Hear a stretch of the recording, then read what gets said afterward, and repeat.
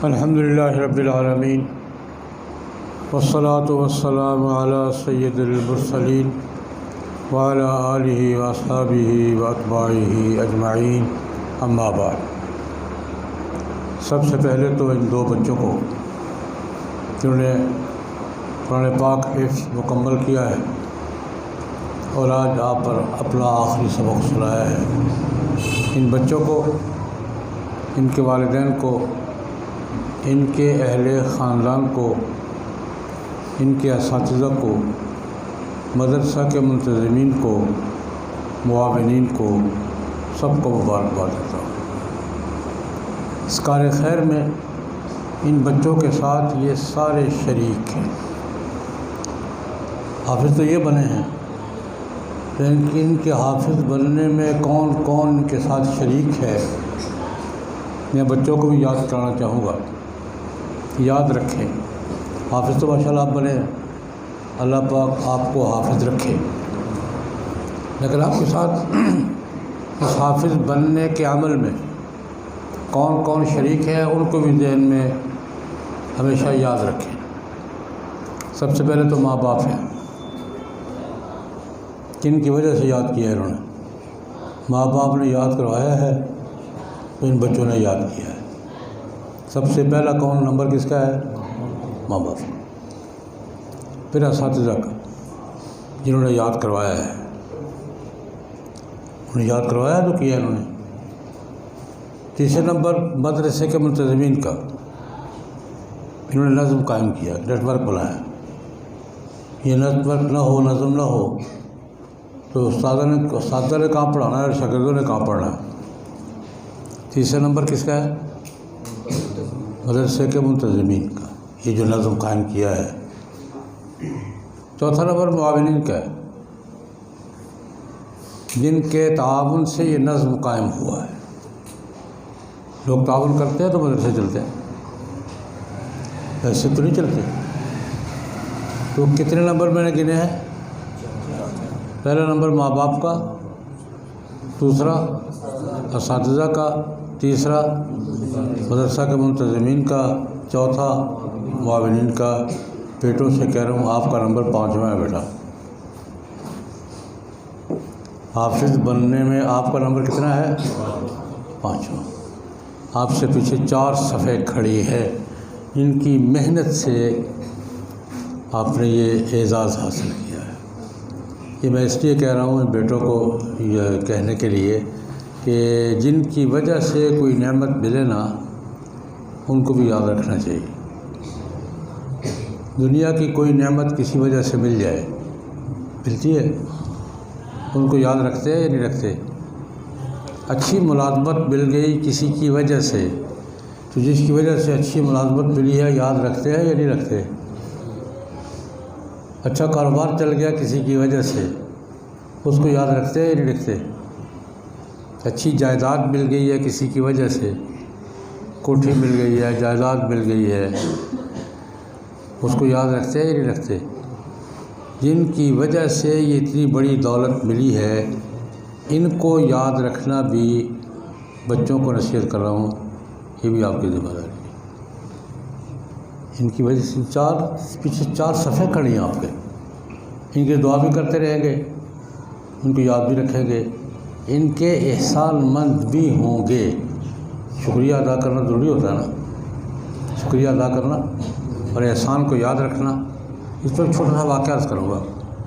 احسان کو یاد رکھنا بہت بڑی بات ہے، ہم تو اکثر بھول جاتے ہیں، وہ بھول جاتے ہیں۔ ایک واقعہ، 20 واقعات میں سے ایک واقعہ، جناب نبی کریم صلی اللہ علیہ وسلم بدر کی جنگ میں بڑا مارکا تھا، 70 کافر مارے گئے تھے، بڑے بڑے سردار، 70 بڑے بڑے چودھری گرفتار ہوئے تھے، اللہ نے فتح عطا فرمائی تھی۔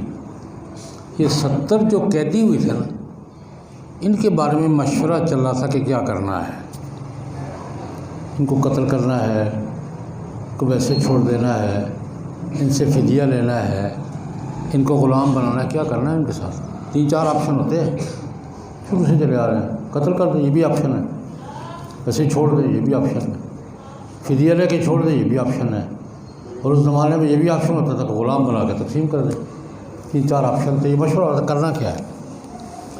اس موقع پر جناب نبی کریم صلی اللہ علیہ وسلم نے ایک بندے کو یاد کیا، میں اگر مطعم زندہ ہوتا، وہ ان کی سفارش کرتا، اس کی وجہ سے میں ان سب کو ہی چھوڑ دیتا، ویسے ہی چھوڑ، فدیہ بھی نہ لیتا۔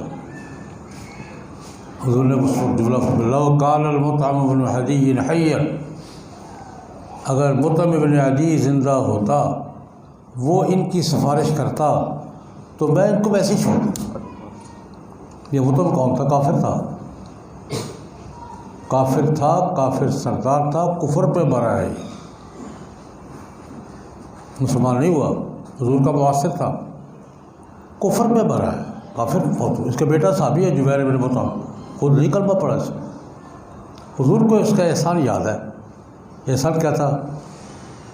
طائف میں جب نبی کریم صلی اللہ علیہ وسلم پر پتھراؤ ہوا تھا، حضور طائف سے واپس آ رہے تھے، لڑکے پیچھے لگ گئے تھے، پتھر برسا رہے تھے، نبی کریم صلی اللہ علیہ وسلم اور زید بن حارثہ رضی اللہ عنہ دونوں آ رہے تھے، روحان تھے، پتھر پڑ رہے تھے، بچے پیچھے لگے ہوئے تھے۔ یہ مطعم کا ڈیرا راستے میں تھا۔ انہوں نے دیکھا منظر، انہوں نے فوری طور پہ ڈیرے کا دروازہ کھولا، ان دونوں کو اندر کیا، پھاٹک بند کیا، لڑکوں کو بھگایا۔ کیا کر رہے ہو بے حکومت؟ کتنا ہی کہوں گا۔ جب دیکھا کہ ان دو شریف آدمیوں کو مار پڑ رہی ہے، بچے پیچھے لگے ہوئے پتھر مار رہے ہیں، تو مطعم نے راستے میں اپنے ڈیرے کا دروازہ کھولا، ان کا اندر آ جاؤ، اندر آ کے دروازہ بند کیا، لڑکوں کو بھگایا، ڈرایا، ان کو بھگایا، ان کو کہا تھوڑا آرام کریں، پانی وانی پئیں۔ حضور نے کچھ دیر آرام کیا، کھجوریں بنی، پاؤں زخم دھوئے، اور تھوڑی دیر آرام فرما کے پھر مکہ مکرمہ روانہ ہو گئے۔ تو یہ بڑی نیکی تھی یار۔ نبی کریم صلی اللہ علیہ وسلم کو اس کافر سردار کی نیکی یاد تھی۔ بدر کے قیدیوں کے بارے میں فرمایا، اگر مطعم زندہ ہوتا، ان کی سفارش کرتا، میں ویسے ہی چھوڑ دیتا۔ تو یہ نیکی یاد رکھنا یہ بھی بڑا مسئلہ ہوتا ہے۔ تو میں پہلی بات تو بچوں سے یہ کہہ رہا ہوں، بچوں میری بات سن رہے ہو نا، سمجھ بھی رہے ہو کہ صرف تم نے حفظ نہیں کیا، پیچھے 4 لائنیں کھڑی ہیں، یہ آپ کے پیچھے ان کو یاد بھی رکھنا ہے، دعائیں بھی کرنی ہیں، ان کا احسان مند بھی ہونا ہے۔ دوسری بات وہ بھی بچوں سے ہی کروں گا۔ ماشاء اللہ بیٹا کتنا عرصہ لگا یاد کرنے میں؟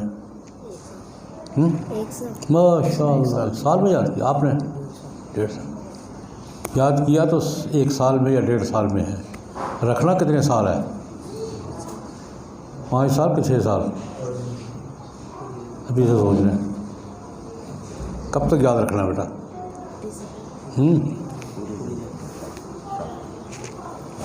کر تو لیا سال میں، یاد کب تک رکھنا بھی ذرا، ابھی سے میں آپ کا ذہن بنا رہا ہوں۔ کب تک یاد رکھنا ہے؟ پوری زندگی۔ اچھا یاد کیا تو سال کی محنت سے، یاد رکھنے کے لیے کیا کرنا پڑے گا؟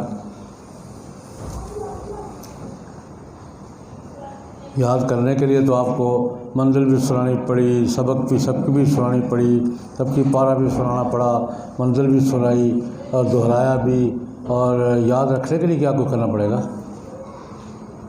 میں صرف ایک مثال لوں گا، بچوں کو بھی، بچوں کی والدین کو بھی، اور اپنے گھر کی گجرانوالہ کی مثال دوں گا۔ گجرانوالہ ہے پہلوانوں کا شہر ہے نا؟ پہلوان بننے کے لیے کتنا وقت لگتا ہے؟ 2-4 سال تو لگتے ہیں نا۔ ورزش کرنا، محنت کرنی پڑتی ہے، ورزش کرنی پڑتی ہے، کسرت کرنی پڑتی ہے، ریاضت کرنی پڑتی ہے، کھانا پینا بھی بہت کچھ پڑتا ہے۔ کھانا پینا پڑتا ہے کہ نہیں پڑتا؟ کتنا کچھ کھاتے ہیں، تب جا کے ویسے نہیں پہلوان بن جاتے۔ پہلوان بننے کے لیے کھانا پینا، مولوی بننے کے لیے بھی کھانا پینا پڑتا ہے، پہلوان بننے کے لیے کھانا پینا پڑتا ہے۔ کھانا پینا، خرچہ، محنت، مشقت 2-4 سال کی پہلوان بن گیا۔ کشتیاں 2-4 لڑی، جیتا، ٹائٹل بھی مل گیا گستر میں گجرانوالہ، رستم لاہور ڈویژن، راسکو لاہور ڈویژن، رستم پنجاب، ٹائٹل تو مل گیا، اب ورزش چھوڑ دی، یہ پہلوان رہے گا؟ جس ورزش سے پہلوان بنا تھا وہ ورزش چھوڑ دی، کتنے دن پہلوان رہے گا یہ؟ آج سمجھ آ رہی ہے؟ 6 مہینے ورزش چھوڑ دی، گٹے گوڑ ہو جائے گا، پہلے حال سے بھی جائے گا، جو نارمل حال سے اس سے بھی جائے گا یہ۔ اب یہ ورزش اس کو کب تک کرنی ہے؟ پہلوان کو پہلوان بننے کے بعد پہلوان بننے والی ورزش کب تک کرنی ہے؟ جب تک پہلوان رہنا ہے۔ جس دن فیصلہ کر لیا کہ نہیں رہنا پھر چھوڑ دے بھیا۔ تو یہ بیٹا آپ سے بھی کہہ رہا ہوں، آپ کے ماں باپ سے بھی کہہ رہا ہوں، یاد رکھنا ہے تو ورزش تو جاری رکھنی ہوگی، ریاضت تو کرنی ہوگی، کاروبار بھی کریں، محنت مزدوری کریں، ملازمت کریں، جو مرضی کریں، لیکن یہ ورزش کا وقت آپ کو ورزش میں اکھاڑے میں گزارنا پڑے گا۔ آپ دکاندار ہیں تب، آپ 19ویں گریڈ کے افسر ہیں تب، اگر پہلوان رہنا ہے تو ورزش کا وقت آپ کو اکھاڑے میں ہی گزارنا ہوگا، وہی کشتی لڑنی ہوگی، وہی کرنا ہوگا۔ تو بیٹا یہ آپ نے یاد رکھنا ہے، تو یہ آپ کو ورزش جاری رکھنی ہوگی، اپنے استاد سے مشورے کر کے۔ سارے کسی کام سے میں نہیں روکتا، دکان کریں، ملازمت کریں، کاروبار کریں، دنیا گھومیں، یونیورسٹی میں جائیں، آکسفورڈ میں جائیں یار، ہارورڈ میں جائیں، مجھے کوئی آپ سے کال نہیں ہے، جہاں مرضی جائے، لیکن یہ ورزش کا وقت آپ کو روزانہ رکھنا ہوگا تاکہ آپ حافظ رہیں۔ تیسری بات آپ سے کرنا چاہوں گا، آپ نے ماشاءاللہ مجھے خوشی ہوئی کہ درس نظامی کا شروع کریں آپ، دار الافتاء والمشور، ماشاءاللہ شروع کریں، اور ہمارے اچھے شاگردوں میں سے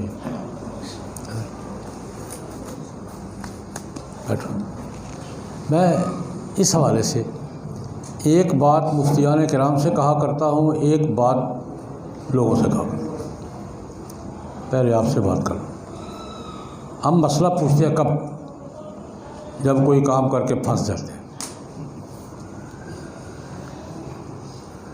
میں ٹھیک کہہ رہا ہوں؟ کام کرتے ہیں اپنی مرضی سے، گزر جائے تو گزر جائے، کہیں پھنس جائے پھر مولوی صاحب راستہ کر لو جی، ایسے ہی نہیں ہے۔ کبھی کام کرنے سے پہلے بھی پوچھا ہے مولوی صاحب سے، مولوی صاحب یہ کام کرنا چاہتا ہوں کیسے کروں؟ کبھی یاد ہے آپ کو زندگی میں کبھی ایسا ہوا ہو؟ کام اپنی مرضی سے کر لیتے ہیں، نہ پھنسے پھر بھی نہیں پوچھتے کہ ہو گیا ہو گیا ہو گیا۔ پھنستے کہاں ہیں، پوچھتے کہاں ہیں؟ جب پھنس جاتے ہیں تو پھر مولوی صاحب سے یہ نہیں پوچھتے کہ میں نے جو کیا ٹھیک ہے، کہتے مولوی صاحب کو رستہ کٹو، کتاب کٹو، کوئی کتاب کٹ کے رستہ کٹو۔ ہمارا ٹرینڈ یہ ہے، میں مثال کے طور پہ ایک مسئلہ سب سے زیادہ ایک مسئلہ تنگ کرتا ہے، میں طلاق دینی ہو تو عرضی نویس کے پاس جاتے ہیں، اس نے رٹے ہوئے ہیں لفظ، اس کو نہیں پتہ اس لفظ کا معنی کیا ہے، اس لفظ کا معنی رٹے ہوئے ہیں، نہ لفظ کا معنی پتہ ہے، نہ طلاق کا لفظ جملے کا معنی پتہ ہے، اس رٹے ہوئے لفظ لکھ دیے، آپ کو سنا دیے ٹھیک ہے، مور لگاؤ جی، رسد کرو جی، انگوٹھے لگوا کے ہاتھ پاؤں کٹوا کے اب پھنس گئے جی۔ اب ایک مولوی کا دروازہ نہیں کھٹکھٹائیں گے آپ، کم از کم 6-7 مولویوں کے پاس جائیں گے، کوئی رستہ کر دو مولوی صاحب غلطی ہو گئی، غصے میں کہہ دیا تھا، ایک بڑے لوگ آتے ہیں غصے میں کہہ دیا تھا، میں نے کہا پیار میں کسی نے طلاق دی ہے کبھی زندگی؟ کبھی محبت میں بھی کسی نے طلاق دی ہے؟ طلاق ہوتی ہے غصے میں میرے بھائی۔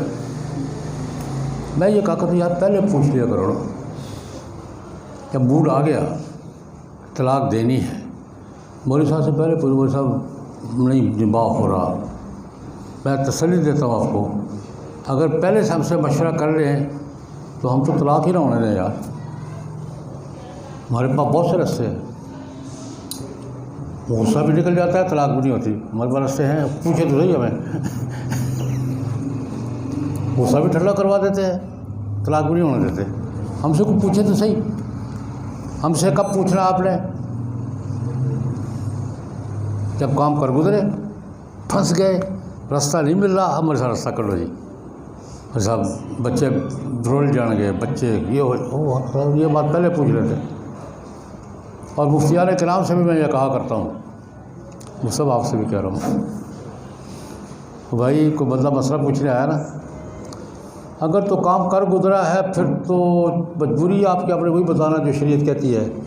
اگر وہ کرنے والا ہے نا تو اس کو راستہ دو، مشورہ دو، کسی طریقے سے بچا لو اس کو۔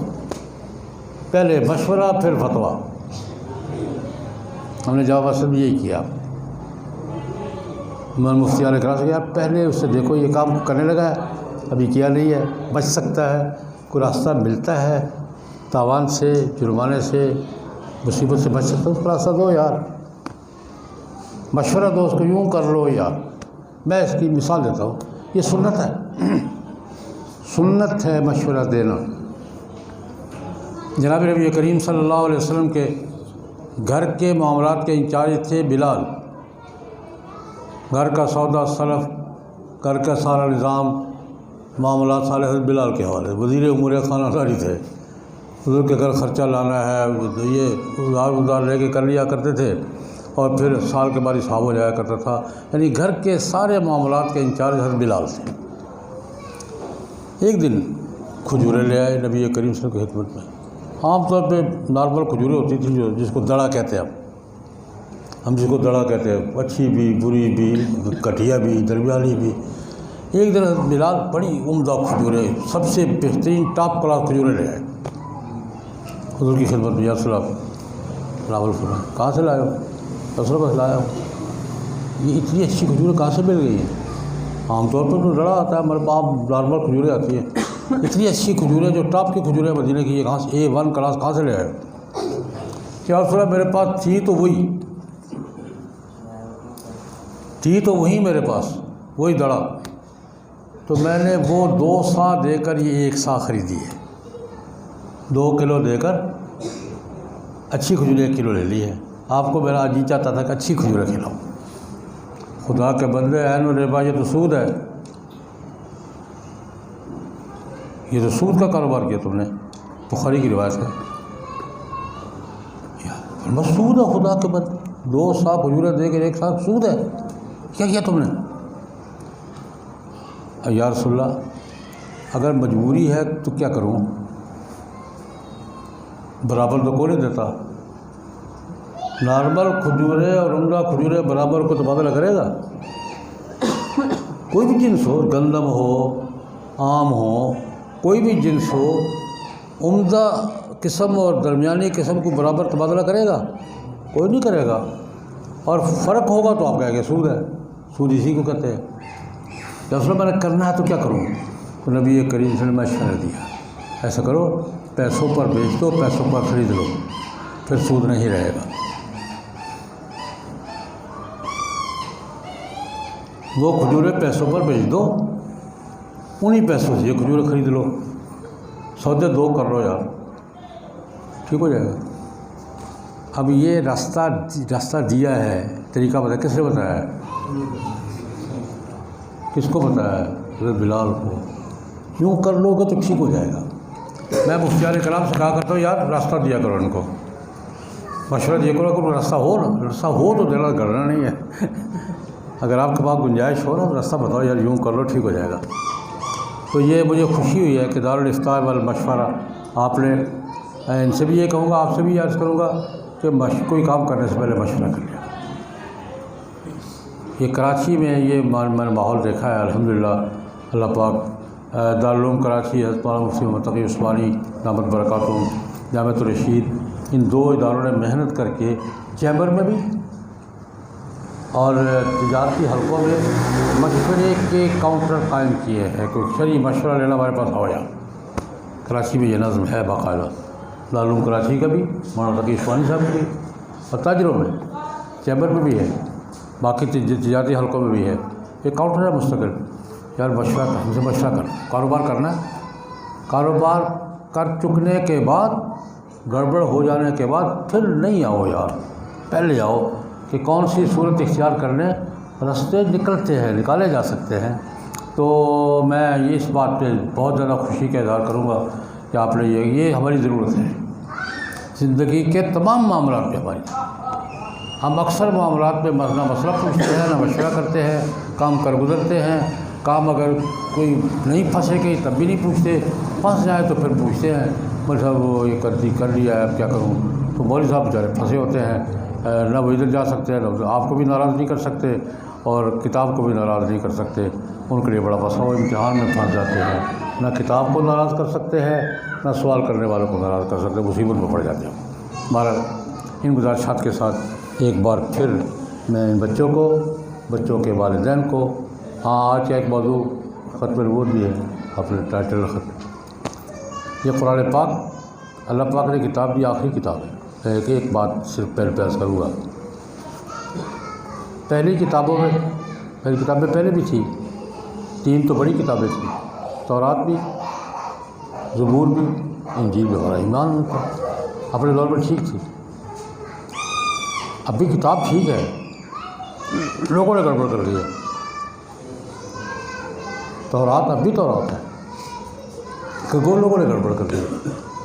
انجیل اب بھی انجیل ہے، ان لوگوں نے گڑبڑ کر دی ہے، محفوظ نہیں ہے۔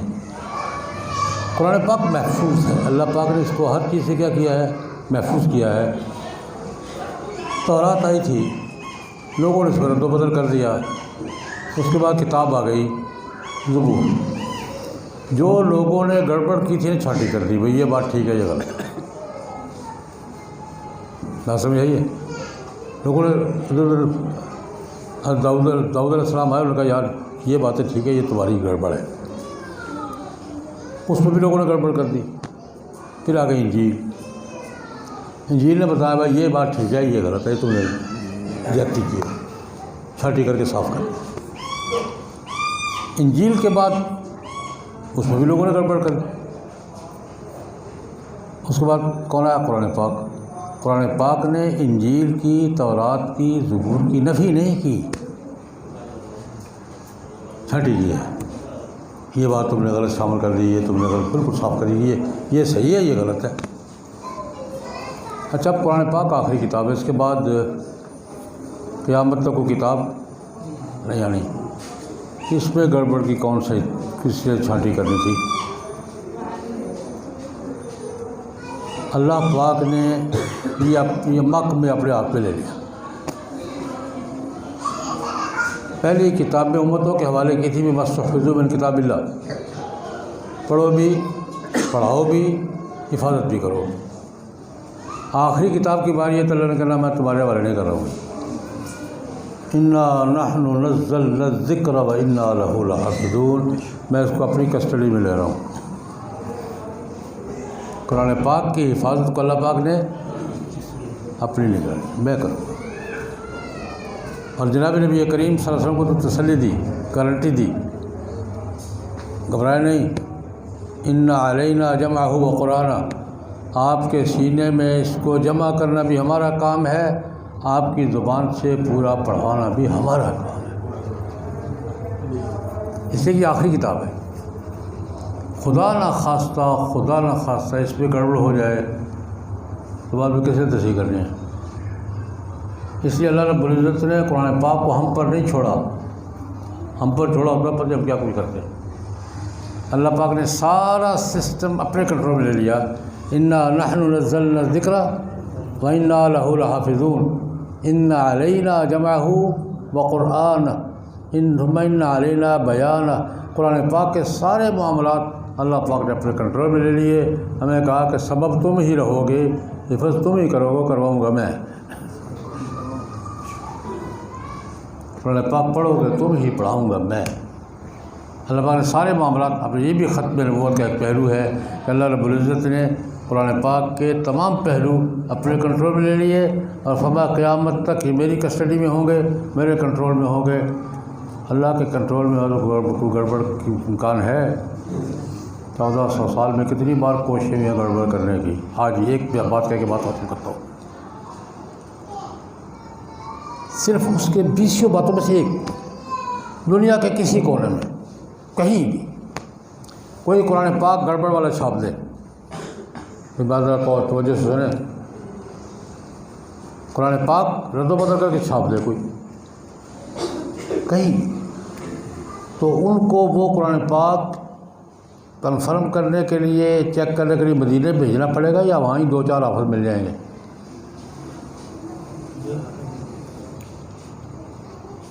کیا خیال ہے؟ امریکہ میں ہو، روس میں ہو، چائنا میں ہو، کہیں کسی نے قرآن پاک غلط چھاپ دیا ہے، ان کو وہ نسخہ مدینہ بھیجنا پڑے گا، چیک کر کے بھیجو ٹھیک ہے کہ نہیں۔ وہی سلا کو 2-4 یہ کیا ہے، چھاپا تھا انہوں نے نوبل قرآن کے نام سے، امریکہ والوں نے، انہوں نے کہا یہ کیا ہے، نوبل قرآن کی کیا آیتیں مجھے، صورتیں مجھے بھی بھیجی تھی، میری کسی کی فائل میں پڑھی ہوں گی نوبل قرآن، وہی کوئی نہ کوئی 2-4 آفت مل جائے گا، یار یہ نہیں ہے میرے سینے میں غور ہے تو یہ کوئی اور ہے، یہ اللہ تو یہ بھی ختم نبوت کا اعجاز ہے، اور جناب نبی کریم صلی اللہ علیہ وسلم کے معجزات میں سے ہے۔